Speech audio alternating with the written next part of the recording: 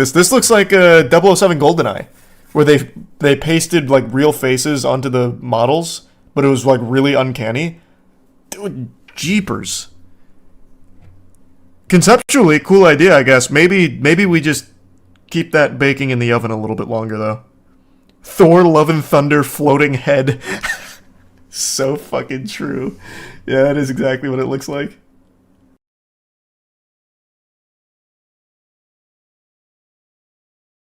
What do you think about the Apple Vision Pro? What the fuck is it? I don't know what it is. I saw that guy driving with it, but I don't know what it is. Apple Vision Pro. Headset hits US stores today. Here's what you need to know.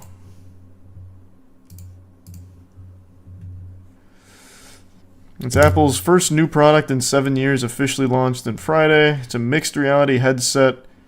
Well,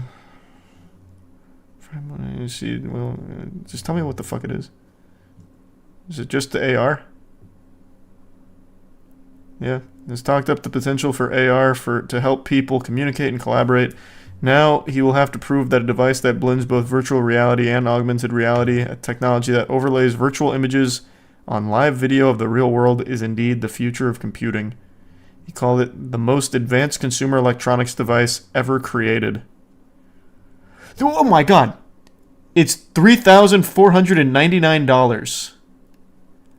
Wow!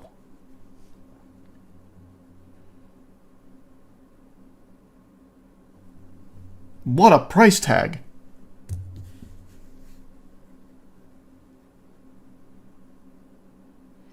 And wired. And wired?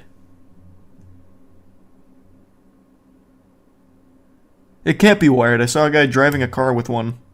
The Vision Pro has limited apps out of the gate and will be tethered to a battery pack the size of an iPhone, offering about 2.5 hours of battery life on a single charge. Okay, I see. Wired to the battery. Not like wired to the wall or something. And of course I'll play Hades 2 when it comes out.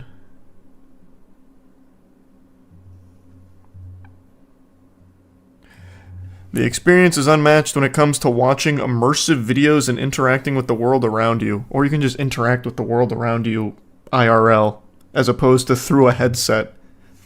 I feel like that's probably more immersive. It's rare to find a new technology that feels groundbreaking, but in the 2 demos CNN experienced ahead of its launch, it's easy to see the future. Let me see.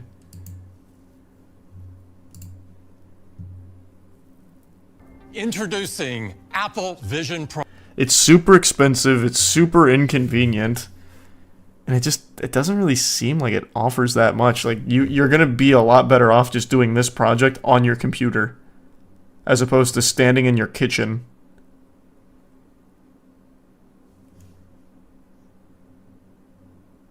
People just gonna use it to watch porn everywhere. In that case, you're just better off getting yourself a VR headset and watching porn.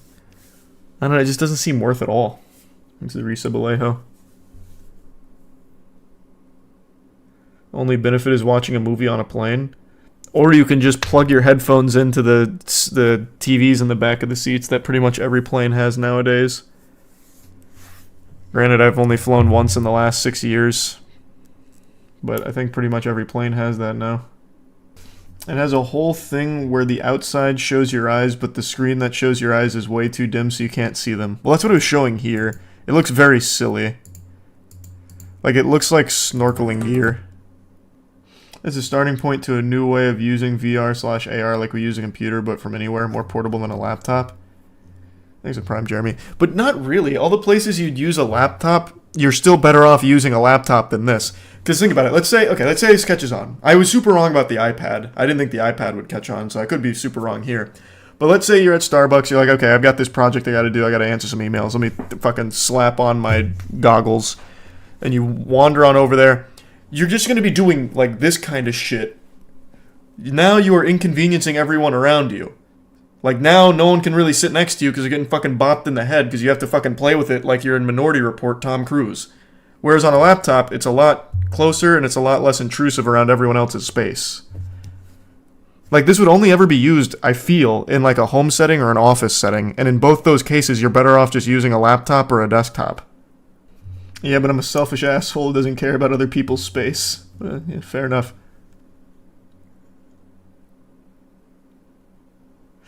All you need to do is look at something and pinch fingers to navigate. Though you don't need to move arms around. Well, how do you type then? Do you bring a keyboard with you? Because I mean, you're gonna have to like type on something, right? You're gonna have to do something with your hands, like if you're answering emails for work. Eye tracking. It tracks your eyes to type. I can't even imagine what that looks like.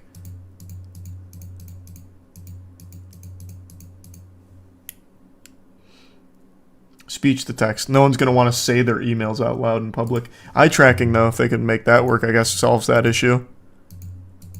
Marcus Brownlee said the eye tracking shows the eye tracking with keyboard. Now, let me take a peek. Let's see.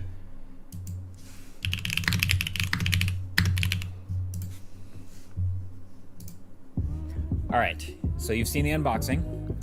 Now it's time for the breakdown. What is the first time you put on this headset? It goes through this calibration process to have incredible spatial positioning lock. And like, it's really hard to show, like have you appreciate this through a YouTube video. Reviewing VR headsets is hard, but like turn around in the room you're in and like picture a wall or a window just appearing locked in place in 3D space in your room.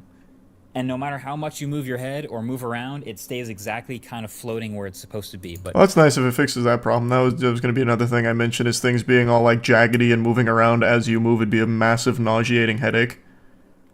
So that's good if they fix that. Let me see the, here we go, the keyboard. Text input. So you might be wondering, how does text input work with no physical controllers? So there's basically 3 ways to do this. So let's say you're in Safari and you want to go to mkbhd.com. Quest 3 does this already. Shiny new Chevron hoodie. Tell that to Apple, not me, man. Great. How do you do it? So the first way is to literally hunt and peck, poking the keys on the keyboard that appears. Which is what I was saying. So this one is tough because it literally only reacts to your pointer finger on each hand. So God, that looks awful. Yeah, that sucks shit. Or anything like that. Not great. The second way, though, I think is actually kind of good. It's at least faster, which is looking at the key you want to interact with. Thanks, Merc. It's a new keyboard. Pinching to select it. So just I actually don't know. Looking around the keyboard, it was a gift. And selecting the keys. And you might be surprised how fast you can type like this if you actually know your way around a keyboard pretty well. I actually prefer this to poking the virtual keys because I at least get a little bit of haptic feedback from my own fingers tapping together. But then in Safari, the last way to do it is literally to just look up at the microphone and say the URL out loud. Oof. mkbhd.com. Can't use that in public. And then it just hears you and goes to the site. Okay, but this one does look interesting. So you look and then this. I guess that would fix that issue of being a nuisance in public. Go to the FaceTime section. Is that like a big selling point here? Is like really cool FaceTime? From their personas. Oh wow! Whoa! Technically speaking, incredible. So I've made a few FaceTime calls in the past few days with some fellow reviewers who you'll probably recognize from their personas. Oh whoa! Testing the Vision Pro, and universally, once we all got past the shock of, oh my God, it's you. It looks like a digital version of you. This is crazy. I've never seen anything like this before. I've seen something like this. This looks like a 007 GoldenEye, where they pasted like real faces onto the models, but it was like really uncanny. Dude, jeepers. Conceptually, cool idea, I guess. Maybe we just keep that baking in the oven a little bit longer, though. Thor, Love and Thunder, floating head. So fucking true. Yeah, that is exactly what it looks like. Thanks for membership, Drayson. Very cool in concept. I think the execution just needs to be a little cleaner. This is kind of frightening. Past that, there is a ton happening here. So you can see the FaceTime windows literally appear as just that. They're just like glassy windows floating in space with people looking through them.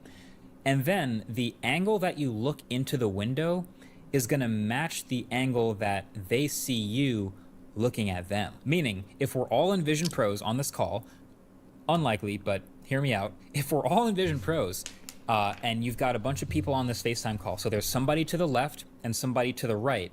If I look to the person and make eye contact with the person to the right, the person to the left sees like the side of my head because I'm looking at somebody else. That's that is cool. Like again, conceptually, that's really cool. I think the execution still needs to be a little cleaner because this is just kind of like really uncomfortable. But does it really do much? Does this like what is the advantage of this over just like a normal Zoom call or a FaceTime or whatever? Thanks for the membership, Keith.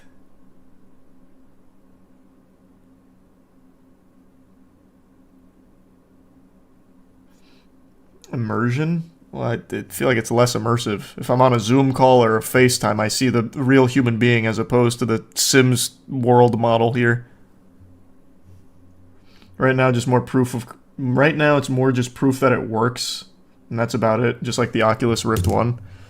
Yeah, I guess again, it is very early, and conceptually, it's interesting for sure.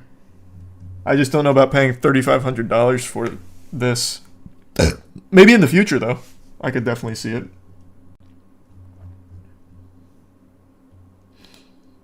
Thanks for the bits, trash. Oh my god, Jesus, Michael.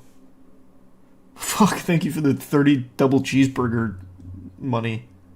Thank you. That was really wholesome. Thank you, trash. Step by step. I can look it up.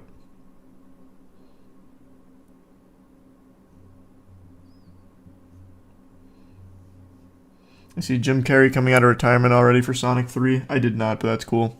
He's good in Sonic.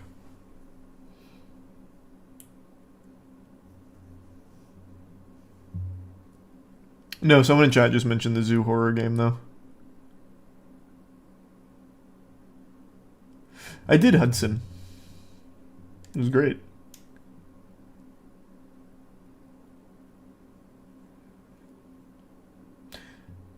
At best, you're paying $3.5K to be an alpha tester for a future tech. That's fair. Yeah, I think that's fair. That's a large buy-in for a very early concept. But again, I don't know. I guess I just don't really see why this would catch on. To me, it just still doesn't seem like some kind of huge improvement over just using a laptop or something if you're portable and on the go. Or in your own home, just using a desktop. To me, AR and VR is most exciting in an entertainment context as opposed to a business one. Like Ready Player One. Well, that's what I'm talking about. For entertainment, I get. But this seems like it's more focused on, like, business itself. Like, making it a staple of your everyday life for your normal day-to-day. And yeah, we're going to talk about Friendly Jordies in just a minute. I've already got it pulled up.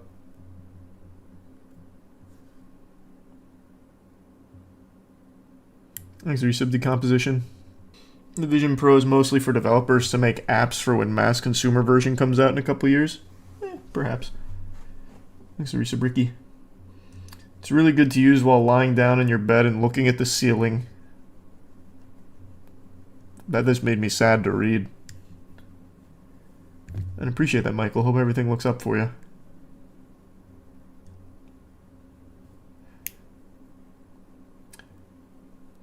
It all just depends on your personal preference, Panda. Whichever one you can stick to is going to be best. There's benefits to both, but it's a matter of which one you can stick to. So whichever one's easier, you can't go wrong with either. And yeah, I like the Dune, so I'm excited for the sequel. I'd be scared out of my mind to see an AI adaptation of my friend's face staring at me. Well, that's just you though, bub. Maybe he'd think it's cool. Thanks to resub Sakito. Is it compatible with Live Jasmine? Probably. I doubt it's blocked. Why was it Ultra Creep for Google to try AR, but it's not for Apple? I actually don't even remember the Google AR fiasco, if there was one. Google just has a history of abandoning every project it ever tries. There's a whole website dedicated to the Google graveyard, and there's like fucking 200 products on there. They just don't commit to anything and give up. And half-ass it.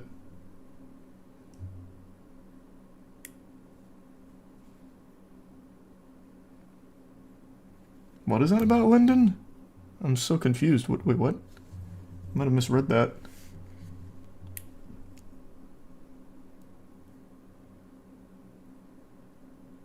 Remember how Stadia was going to revolutionize gaming?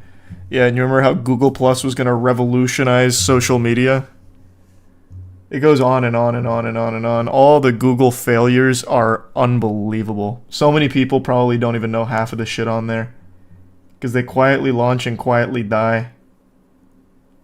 And thanks, Tyler. Glad you're enjoying them. And thanks to the membership, Kenna. And yeah, Death Stranding 2 trailer was hype, so I'm looking forward to it.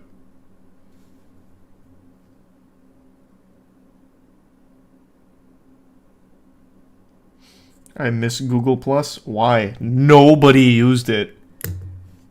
Even if you tried to use Google Plus, it was so convoluted and messy, you couldn't do anything. It was awful. And YouTube had the audacity to force you to make a Google Plus so you could comment on videos and interact. And it still couldn't save it. Thanks, Resub Handsome. I appreciate that. Thank you, Shelby. I've not seen Severance. Like some membership, Panda. And I just got made aware of Silent Hill short message. Maybe I'll play it. We'll see. And yeah, I plan on doing Tekken tournaments soon. Thanks a membership, Sue.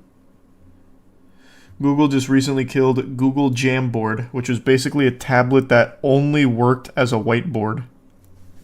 The fuck is the Google Jamboard? Thanks, Resub John.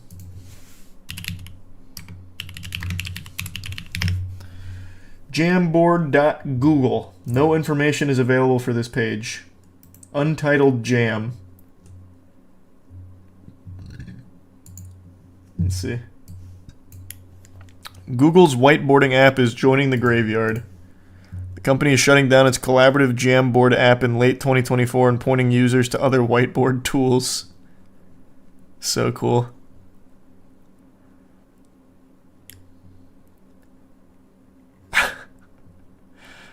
Alright. This is the app itself. They actually killed off the tablet version itself in September. They had a tablet version of the Jamboard? I've never even heard of it. Oh my god, you might remember Google had a $5,000 Jamboard whiteboarding meeting room display? Wait, what? Google made a $5,000 whiteboard and it's weirdly fun. Gmail, Hangouts, Google Drive. These products are pretty much ubiquitous in modern offices. Thanks, Agent. This Thanks voiceover for right now, Sasquatch. I wrote this script with a colleague in Google Docs. But that's all been online, and now Google is trying to take its workplace. Let me see. I just want to see this right here. Sides. The material is actually kind of a soft plastic. It just really looks like a blown-up kid's tablet or something like that. The devices you use are also the same way. This is sort of like a giant crayon, and there's no real technology here. You just start writing, and it works. The eraser. I would fucking hope so. Like a big puck, and it even has microfiber on the eraser side, which is pretty neat, because that way you end up cleaning off the display as you're erasing. We went over that already. A lot digital. That's really like 3 weeks old now. My handwriting is absolutely horrible. Thanks to Tier 1 I Wukong. can barely read it sometimes, but the Jamboard, from my experience, has actually been really good at figuring it out. Look at that. That happened pretty quickly. I'm really amazed because $5,000 for that, huh? Interesting. Google's full of great ideas.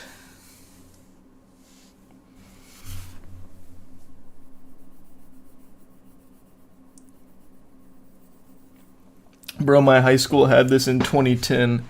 Well, yeah, it's a fucking whiteboard app. Of course. Thanks, Resub Aces.